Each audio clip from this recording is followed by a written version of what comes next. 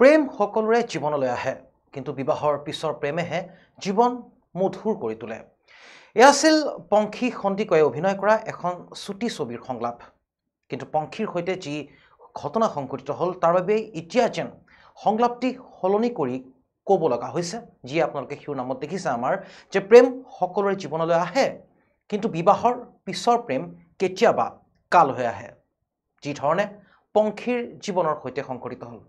আজিৰ এই বিশেষ প্ৰতিবেদনত আমি আলোচনা কৰিম পংখী হত্যাকাণ্ডৰ বিভিন্ন কোণৰ বিষয়ে, লগতে আলোচনা কৰিম যে পংখীৰ যি হত্যাকাণ্ড সংঘটিত হ'ল, যি অভিযোগ উত্থাপন হৈছে যে স্বামীয়ে অতি নিষ্ঠুৰভাৱে পংখীক হত্যা কৰিছে। গতিকে অভিযোগৰ ভিত্তিত আমি আলোচনা কৰিম যে কি কাৰণত পংখী এনে নিৰ্মম হত্যাকাণ্ড অৰ্থাৎ পংখীক এনেধৰণে নিৰ্মমভাৱে হত্যা কৰা হ'ল, লগতে পংখীৰ হত্যাকাণ্ডত কোন কোন জড়িত, আমি সবিস্তাৰ আৰম্ভ কৰিম আৰু আলোচনা কৰিম। প্ৰথমে গ্ৰাফিকেলি আপোনালোকক দেখুৱাই লৈছোঁ এই প্ৰতিবেদনত আমি কি আলোচনা কৰিম, কিয়নো পংখী হত্যাৰ প্ৰতিবাদত এতিয়া উত্তাল হৈ পৰিছে ৰাজ্যৰ আকাশপতা। বিভিন্ন দল সংগঠনে তীব্ৰ ভাষাৰে গৰিহণা দিছে এই ঘটনাক লৈ, উচিত শাস্তি বিচাৰিছে। পংখী হত্যাকাণ্ডৰ সৈতে যিসকল জড়িত ইয়াত উচিত শাস্তি বিচাৰিছে। একাংশই কৈছে যে পংখী সন্দিকৈয়ে আত্মহত্যা কৰিছে, তাৰ বিপৰীতে একাংশই কৈছে যে এয়া হত্যাকাণ্ড। মূলত এক ৰহস্যৰ আৱতত এতিয়া সোমাই পৰিছে সমগ্ৰ ঘটনা।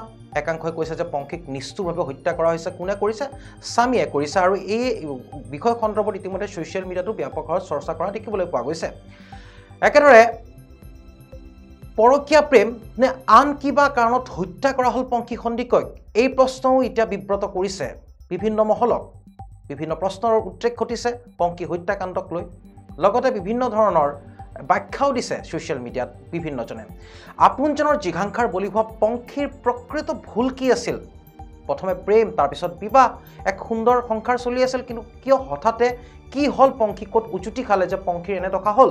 এই প্ৰশ্ন এতিয়া বিব্ৰত কৰিছে ৰাজ্যৰ সচেতন মহলক। লগতে পত্নী হত্যাকাৰী নীতিকেশৰ শাস্তি কি হ'ব, এয়া এক ডাঙৰ প্ৰশ্ন। যিহেতু আৰক্ষী বিষয়া জড়িত বুলি অভিযোগ উত্থাপন হৈছে, এগৰাকী কণ্ঠশিল্পীৰ নামো উত্থাপন হৈছে এই সমগ্ৰ ঘটনাত। গতিকে প্ৰশ্ন হৈছে যে কোন কণ্ঠশিল্পীৰ সৈতে আছিল নীতিকেশৰ প্ৰেমৰ সম্পৰ্ক?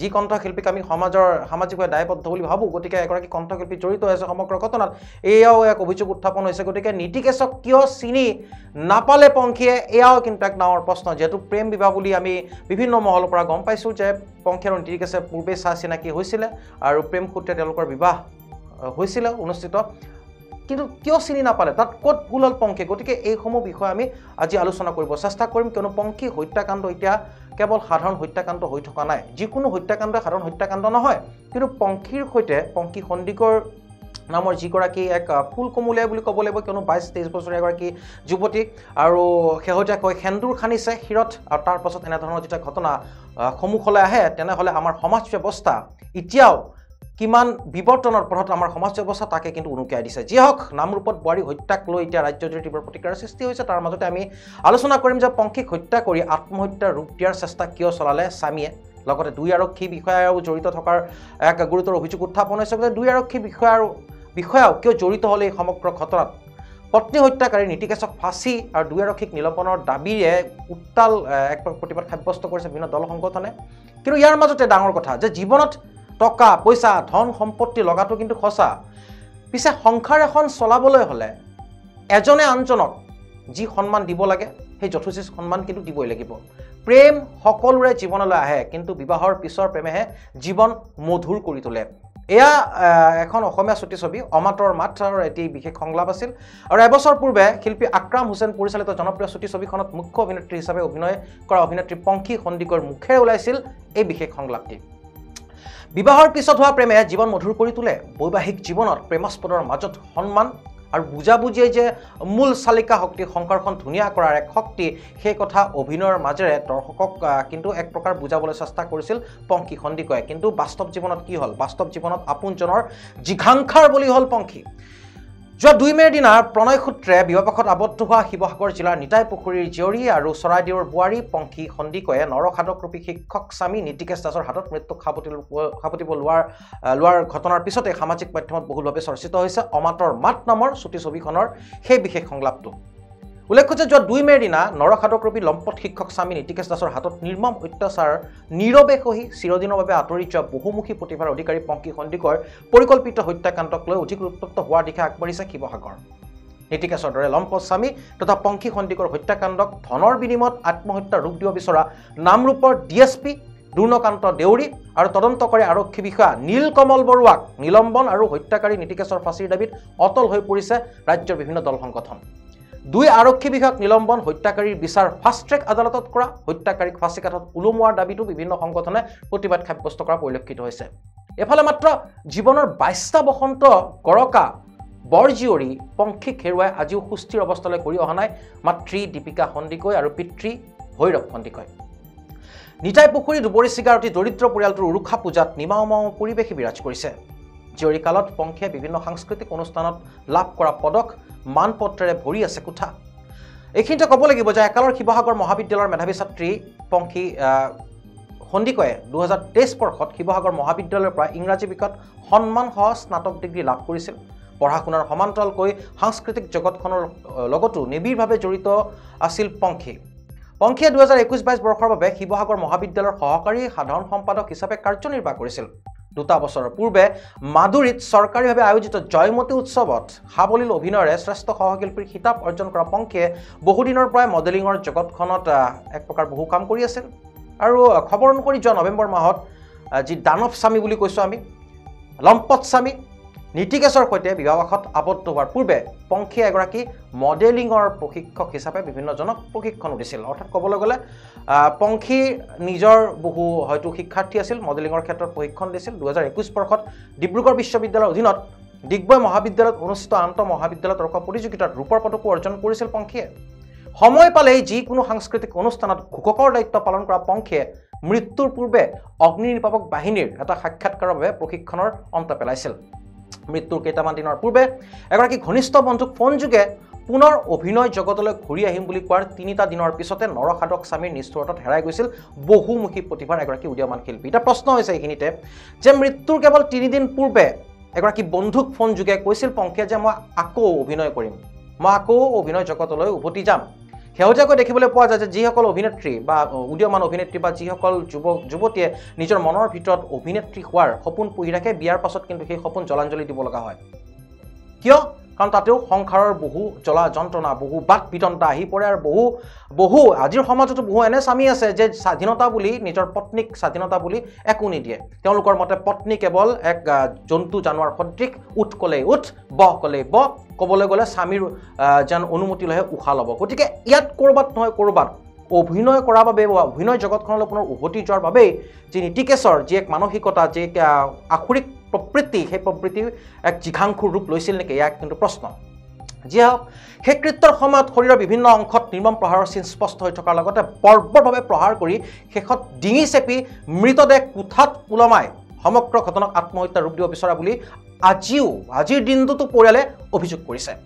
কোঠাৰ ভিতৰত মৃতদেহ থকাৰ সময়তো আন এটা কোঠাত কিন্তু নৰখাদক স্বামী নীতিকেশৰ উপস্থিতি লাভ কৰাৰ পিছতো প্ৰশ্ন হৈছে যে কিদৰে তদন্তকাৰী আৰক্ষীয়ে নীতিকেশক অধিক জেৰাৰ বাবে নিজৰ জিম্মাত নলৈ জেললৈ প্ৰেৰণ কৰিলে, সেয়া এক বৰ্তমান অবুজ খাথৰ হৈ পৰিছে। নিতাই পুখুৰীবাসীয়েও এই প্ৰশ্ন বাৰম্বাৰ কৰি আছে যে কিয়, যেহেতু স্বামী এটা ৰুমত আছিলে তাৰ পাছত আনটো ৰুমত পত্নী এনেধৰণৰ অৱস্থা, গতিকে ইয়াত তদন্তকাৰী আৰক্ষী কিয় নিমাত হৈ আছে।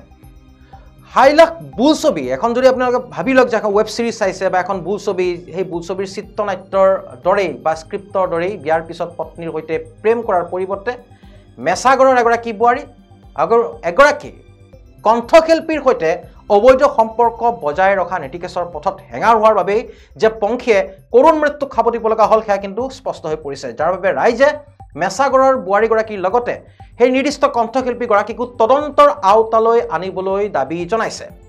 3 মে'ত নামৰূপ আৰক্ষীয়ে মৃতদেহ উদ্ধাৰ কৰাৰ সময়ত মৃতকৰ মুখত আঘাতৰ চিন প্ৰত্যক্ষ কৰাৰ পিছত পৰিয়ালৰ লোক আৰু প্ৰত্যক্ষদৰ্শীয়ে ঘটনাটো সন্দৰ্ভত হত্যাকাণ্ড বুলি সন্দেহ কৰিছে। পৰিয়ালৰ লোকৰ গোচৰৰ ভিত্তিত স্বামী নীতিকেশক গ্ৰেপ্তাৰ কৰি জেল হাজতলৈ প্ৰেৰণ কৰিছে, যদিও দোষী দৃষ্টান্তমূলক শাস্তিৰ দাবী তুলিছে বিভিন্ন মহলে। এতিয়া আহিছোঁ মূল বিষয়লৈ। ভুল ক'ত আছিল পংখী সন্দিকৈ? পংখী সন্দিকৈ এগৰাকী প্ৰতিভাসম্পন্ন যুৱতী আছিল, ফেশ্বন জগতৰ সৈতে অভিনয়ৰ লগতো জড়িত আছিল। বিশেষকৈ পংখীৰ সেই বিশেষ সংলাপটি এতিয়াও সকলোৰে মনত আছে আৰু সেই সংলাপটি এতিয়া ভাইৰেল হৈ পৰিছে বিভিন্ন মাধ্যমত যোৱাকালিৰ দিনটোৰ পৰা আমি দেখিবলৈ পাইছোঁ কিন্তু তাত এতিয়া আটাইতকৈ ডাঙৰ প্ৰশ্ন উত্থাপন হৈছে আৰক্ষীৰ ভূমিকাক লৈ যেহেতু দুগৰাকীকৈ আৰক্ষী বিষয়াৰ নাম ইয়াত উত্থাপন হৈছে অভিযোগ উত্থাপন হৈছে যে এই ঘটনা সমগ্ৰ ঘটনাত গাপ দিয়াৰ চেষ্টা কৰিছে দুই আৰক্ষীয়ে লগতে মেছাগড়ৰ এগৰাকী বোৱাৰী আৰু এগৰাকী কণ্ঠশিল্পীৰ নাম ইয়াত খাঙুৰ খাইছে আচৰিত কথা এগৰাকী কণ্ঠশিল্পী এতিয়া কণ্ঠশিল্পী বুলি ক'লে বা এগৰাকী শিল্পী বুলি ক'লে সামাজিক দায়বদ্ধতা বহুত থাকে আৰু আজিকালি কিমানৰ দায়বদ্ধতা আছে সেয়াও বৰ্তমান আপোনালোকে দেখি আছে কিন্তু যে কণ্ঠশিল্পীসকলেও যে এনেধৰণৰ কাম কৰিব পাৰে তাক লৈ কিন্তু যথেষ্ট প্ৰশ্নৰ উদ্ৰেক ঘটিছে এগৰাকী বিবাহিত পুৰুষৰ সৈতে এগৰাকী যদি কণ্ঠশিল্পীৰ এনেধৰণৰ সম্পৰ্ক থাকে আৰু এই সম্পৰ্কত হেঙা হোৱাৰ বাবেই এগৰাকী ফুলকুমলীয়া বুলি ক'ব লাগিব যিটো 22 বছৰ 23 বছৰীয়া এগৰাকী যুৱতী আছিল বৰ্তমান বিবাহিত বুলি ক'ব লাগিব অৰ্থাৎ মৃত বিবাহিত